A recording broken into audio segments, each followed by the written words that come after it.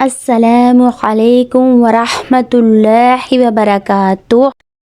میرے معزز سامعین، کیسے ہیں آپ سب؟ اللہ تعالیٰ آپ کو ہمیشہ اپنے حفظ و امان میں رکھے اور زندگی کی تمام خوشیاں اور نعمتیں آپ کا نصیب ہو۔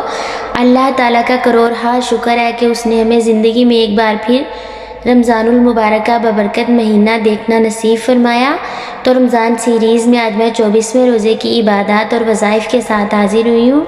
جیسا کہ آپ سب جانتے ہیں کہ پہلے 23 رمضان المبارک کے روزوں کی عبادات اور وظائف میں آپ کے ساتھ شیئر کر چکی ہوں۔ نبی پاک صلی اللہ علیہ وآلہ وسلم کا فرمان عظمت نشان ہے کہ رمضان المبارک تمام مہینوں سے افضل ہے۔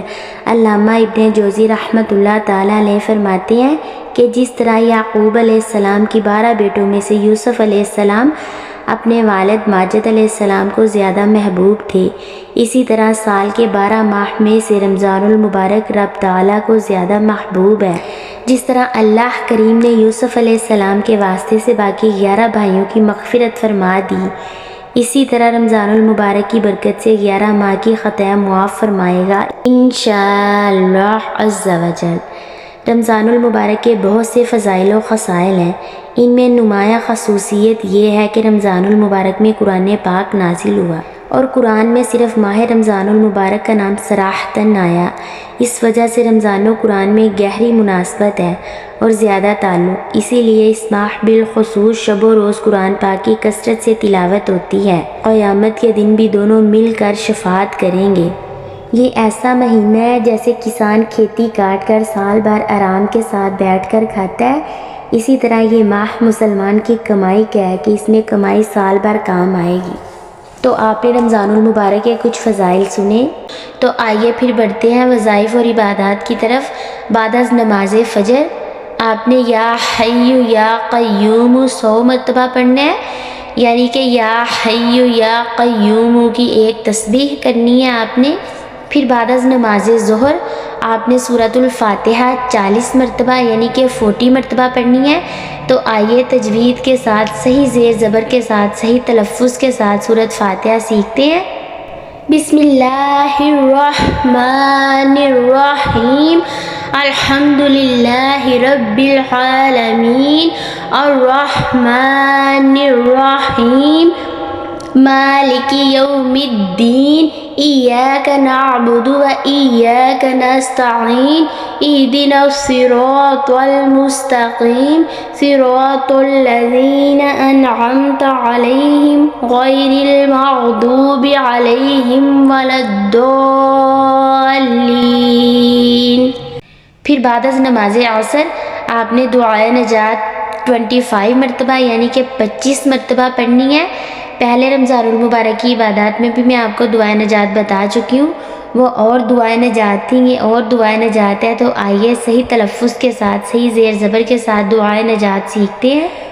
حسبنا اللہ و نعم الوکیل، علی اللہ توکلنا۔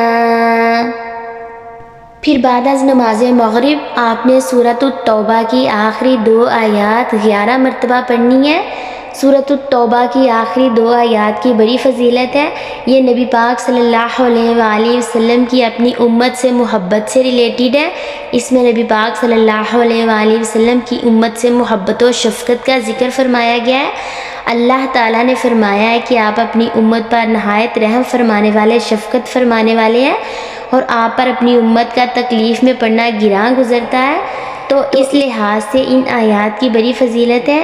آئیے سورۃ توبہ کی آخری 2 آیات کو صحیح زیر زبر کے ساتھ صحیح تلفظ کے ساتھ تجوید کے ساتھ سیکھتے ہیں۔ لقد جاءکم رسول من